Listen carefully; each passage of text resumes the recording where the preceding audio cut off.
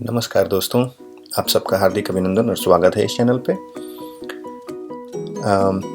मुझे मालूम है कि आप में से बहुत सारे लोग इस वीडियो को अपने स्मार्टफ़ोन पे देख रहे होंगे और आप स्मार्टफ़ोन पे देख रहे होंगे तो क्या आपको पता है कि आपको स्मार्टफ़ोन पे ये वीडियो और या इस तरह की वीडियो देखने के लिए आपको कितनी बैटरी चाहिए या कितनी देर आप उस बैटरी से देख सकते हैं।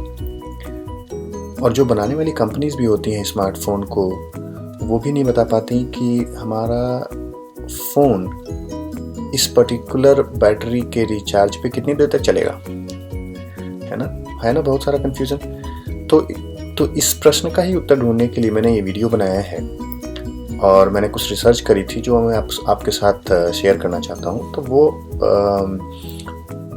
उसका उत्तर मिलेगा, लेकिन उस उत्तर को जानने के लिए आपको ये वीडियो आखिरी तक देखना पड़ेगा और आखिरी तक अगर आपको ये वीडियो देखना पड़े और पसंद आए तो आप प्लीज़ सब्सक्राइब और लाइक करना ना भूलें, ताकि भविष्य में आने वाले मेरे सारे वीडियोस आपको टाइम से मिल जाएं और आप उस जानकारी का फ़ायदा उठा पाएँ। तो आइए देखते हैं। आइए समझते हैं कि हमारी स्मार्टफ़ोन की बैटरी कहाँ पे खर्च होती है।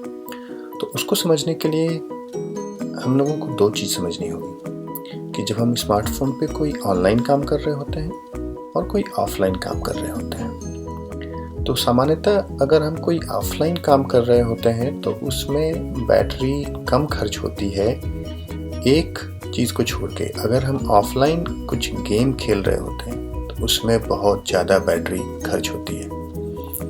और आपने महसूस किया होगा कि जब भी आप गेम खेलते हैं ऑफलाइन, आपने कुछ डाउनलोड किया हुआ है आपके स्मार्टफ़ोन पे, तो आपका फ़ोन गर्म हो जाता है। आपका फ़ोन इसलिए गर्म हो जाता है क्योंकि उसमें बहुत सारा डेटा प्रोसेस होता है इंटरनली उस गेम के लिए, और उसके लिए बैटरी बहुत तेज़ी से उस डेटा को प्रोसेस करने के लिए बहुत तेज़ी से पावर देती है उस प्रोसेसर को आपके स्मार्टफ़ोन पे, इसलिए वो गर्म हो जाता है। ये तो रही ऑफलाइन की बात। और अब बात आती है ऑनलाइन की। ऑनलाइन का मतलब ये है कि आप कुछ भी इंटरनेट से डेटा लेते हैं या देते हैं, या फिर इंटरनेट ही नहीं, जब आप फ़ोन पे भी बात करते हैं तो वो भी क्या है, एक तरह से डेटा ट्रांसफ़र ही होता है। आपका पता है कि आपका डेटा कैसे ट्रांसफ़र होता है? हमारे स्मार्टफोन्स में बहुत तरह के कंपोनेंट्स होते हैं जो कि डेटा ट्रांसफ़र के लिए काम में आते हैं। उसमें से कुछ कंपोनेंट्स हम बात करने के लिए प्रयोग करते हैं, कुछ वाईफाई है, कुछ ब्लूटूथ है, कुछ हम जीपीएस के लिए यूज़ करते हैं, कुछ वीडियो रिकॉर्डिंग के लिए यूज़ करते हैं। तो आइए देखते हैं कि इन सारे जो स्मार्टफ़ोन के डेटा कम्युनिकेशन के जो कंपोनेंट्स हैं या जो पार्ट्स हैं, उसमें कौन सा कंपोनेंट कितनी एनर्जी, कितनी पावर खर्च करता है स्मार्टफ़ोन से। हमारे फ़ोन में जो LTE रेडियो होता है वो 1700 मिलीवाट लेता है, वैसे ही 3G रेडियो 1700 मिलीवाट लेता है। और ये सारे जो कंपोनेंट्स हैं ये हमारे सारे स्मार्टफ़ोन में होते हैं आजकल। और देखिए वाईफाई जो है 400 मिलीवाट लेता है। जब हम पूरा टाइम अगर हम गेम खेलते रहते हैं और जब देखते हैं ना कि हमारा स्मार्टफ़ोन गर्म हो गया है, तो वो क्या होता है कि जब पूरा CPU यूज़ कर रहा होता है, और वो कितना यूज़ करता है, 2000 मिलीवाट। इसका मतलब ये हुआ कि जितना ज़्यादा नंबर उतना ज़्यादा बैटरी खाएगा। ठीक है, हमारा मोबाइल पे अच्छे ग्राफिक्स वाला गेम खेलना सबसे ज़्यादा बैटरी खाता है।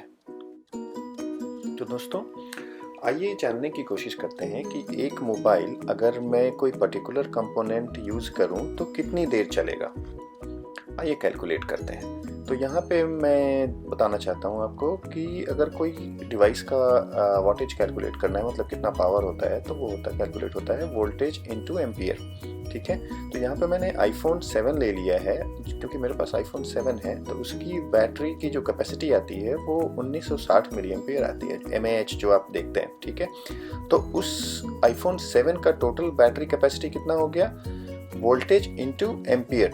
तो मैंने 3.8 इंटू 1960 कर दिया, तो 7448। अब मैं बोलता हूँ कि खाली मैं बात करता हूँ, अगर सारी चीज़ें बंद हैं तो सिर्फ 4.5 घंटे के करीब मेरी बैटरी चलेगी। और अगर मैं वाईफाई सिर्फ यूज़ करता हूँ, सब कुछ बंद है, तो करीब 18 घंटे मेरी बैटरी चलेगी। और अगर मैं कोई ऑफलाइन गेम खेल रहा हूँ जहाँ पे 2000 मिलीवॉट यूज़ हो रहा है, तो सिर्फ 3.5 घंटे मेरे मोबाइल की बैटरी ख़त्म हो जाएगी। और मैं ये सारी जो बातें कर रहा हूँ वो मैं ये मान के चल रहा हूँ कि मेरे पास एक नया मोबाइल है और उसकी बैटरी पूरी तरह से ठीक है।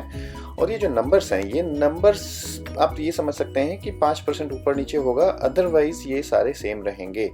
एक फ़ोन का उदाहरण लेके हमने देखा कि एक फ़ोन की बैटरी की कैपेसिटी कैसे कैलकुलेट की जाती है और उसके अंदर जो डेटा ट्रांसफ़र के डिफरेंट कंपोनेंट्स हैं उनमें बैटरी की रिक्वायरमेंट कितनी होती है। और इन सारे फैक्ट्स को देखते हुए ये तो तय है कि जितनी ज़्यादा डेटा ट्रांसफ़र रेट चाहिए होगी एक स्मार्टफोन में या रहती है, उसके लिए उतनी ज़्यादा पावरफुल बैटरी भी लगानी पड़ेगी उसमें, नहीं तो हमारा फ़ोन चल ही नहीं पाएगा। और इसको जो हमारे फ़ोन मैन्युफैक्चरिंग कंपनीज़ हैं जो कि फ़ोन बनाती हैं वो बिल्कुल अच्छी तरह से समझती हैं। तो आप देखेंगे कि फ्यूचर में, भविष्य में आने वाले जितने भी फ़ोन होंगे सब अगर नई टेक्नोलॉजी पे जाना चाहते हैं, जैसे कि 5G आने वाला है, तो डेफिनेटली उनको अपने फ़ोन की बैटरी कैपेसिटी भी बढ़ानी पड़ेगी ताकि जो यूज़र्स हैं उनका अनुभव अच्छा हो सके उस फ़ोन के लिए, अदरवाइज़ फ़ोन बिकेगा ही नहीं। तो बस आज के लिए इतना ही। अपने कमेंट्स नीचे डालें और सब्सक्राइब और लाइक करना ना भूलें। धन्यवाद।